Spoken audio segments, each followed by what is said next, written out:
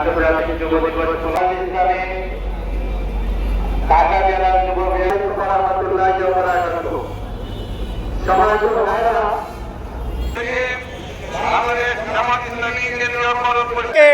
সংগঠিত করে একটি ঐক্যরা বলতে চাই, একটি যুব সমাজ যদি ধ্বংস হয়ে যায় তাহলে একটি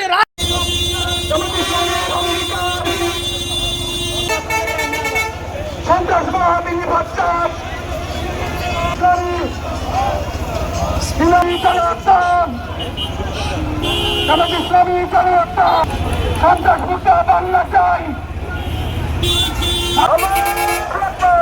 নারায়ণ